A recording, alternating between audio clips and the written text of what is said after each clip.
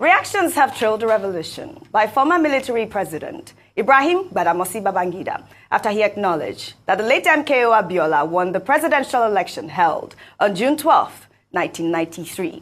IBB's revolution came at the book launch of his autobiography, A Journey in Service, in Abuja on Thursday. Babangida annulled the June 12 election, sparking widespread protests and unrest in the country. But 3 decades after the annulment, during the review of his autobiography, former Vice President Yemi Osibajo read a section that shed light on the events surrounding the annulment. Although I am on record to have stated after the elections that Abiola may not have won the elections, upon deeper reflection and a closer examination of all available facts, particularly the detailed election results, which are published as an appendix to this book, there was no doubt that MKO Abiola won the June 12th elections.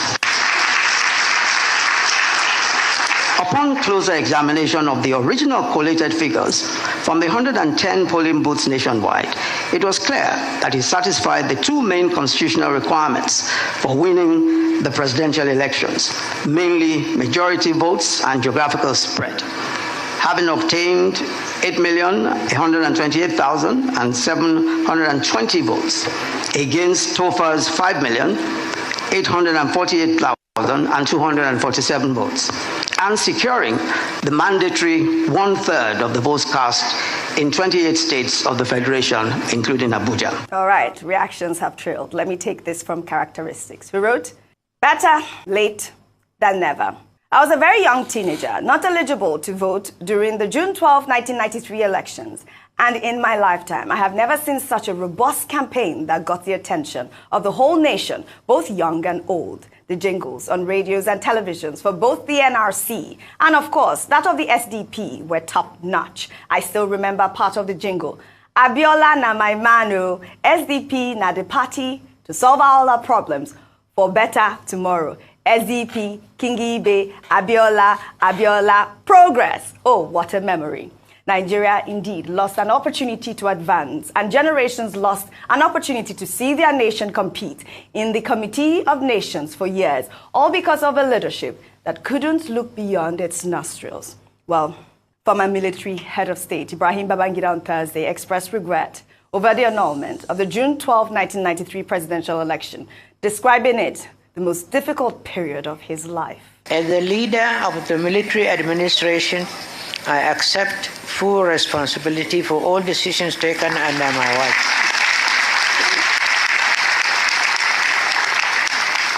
And June 12 happened under my watch. Mistakes, oversights, and missteps happen in quick succession. But I say in my book, in all matters we acted in the supreme national interest so that Nigeria could survive. Our nation's march to democracy was interrupted, a fact that I deeply regret, but Nigeria survived, and democracy is still alive, a testament to our resilience and commitment to progress. I must say, I was very impressed by this. Rufai, you were there, but I'd like to just sum up the whole reaction before I come to you, Rufai. Well, during the review of the book launch, former Vice President Osibajo jokingly remarked that President Bola Ahmed Tinubu was now celebrating with his former tormentors. He recalled how Tinubu, who was a senator at the time, resisted the dissolution of the Senate under Sani Abacha following the annulment of the June 12, 1993 presidential election. And then, of course, there's a gentleman here who was an elected senator in 1992 in the course of Babangida's transition program.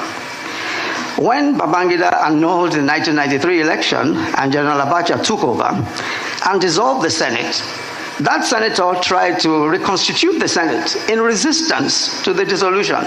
He was detained, charged to court. He escaped into exile.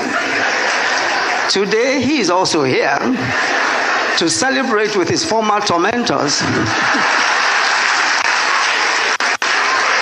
But as President, Commander-in-Chief of the Armed Forces of the Federal Republic of Nigeria, President Bola Ahmed Tinubu. For me, that was the highlight of the evening. I mean, I was saying it's great that we can all laugh about this at this moment, but you know that room was filled with dignitaries at the moment, including, of course, former President Olusegun Obasanjo, who chaired the occasion. Well, at that occasion, he told Ibrahim Babangida to expect good and bad and ugly reactions to his book. I am anxious to read the book. One thing is absolutely sure. Reaction galore. Again, it will be good, bad, and ugly.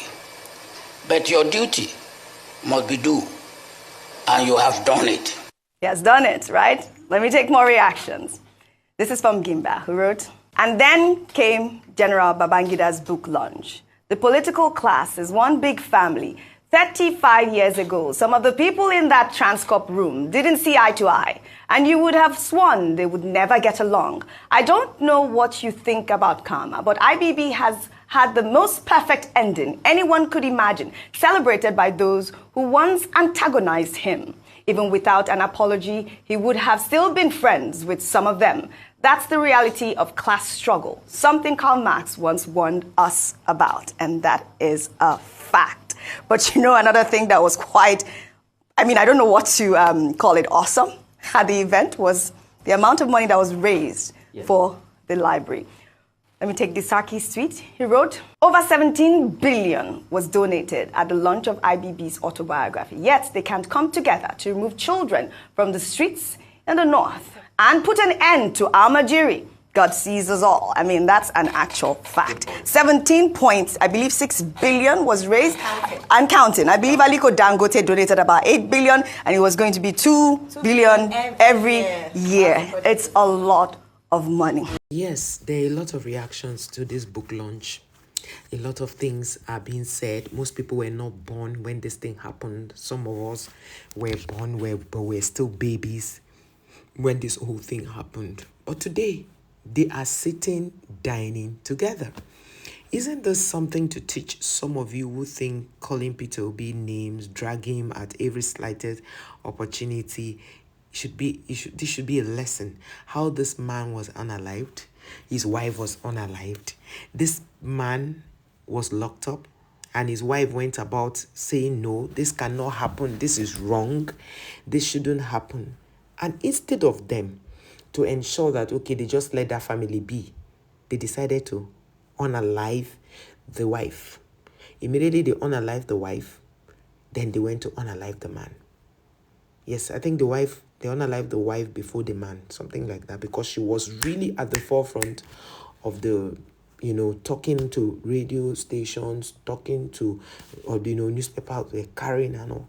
So now what the IBB has said in a nutshell is that he said he could not imagine a Yoruba man being president over him. So that was why he decided to do what he did for IBB for Abacha, because IBB said he was doing that to thank, in a way of saying thank you to what Abacha had done for him. And then Abacha's daughter reacted with a love sign. She wrote Abacha and wrote love. But you see this life. Abacha was not unalived by anybody. Abacha was not unalived by anybody. God saw that his atrocities were becoming too much. If Abacha was allowed to be alive, he would have unalived a lot more. But God decided to allow him go and rest. Okay, you took this thing from this family. Why do you go? You remember with the Rogers, the Bameyi, and the Al-Mustafa case? It was still as a result of all of this. How Rogers, Mustafa Bameyi, and Mustafa Bameyi were all arrested in connection to this man's wife's, demise. And then Mustafa just came out recently. I think Rogers and Bameyi, they were released. Those were things we read in the newspapers as children. But guys, yes, the reaction will continue. It's such a pathetic thing that I don't know how Abacha's children are feeling, even though the daughter has reacted. I don't know how Abiola's children are feeling now. And I happened to work with one of Abiola's children. A sad one, because that girl would have had a better life other than what they gave them, dished out to them now.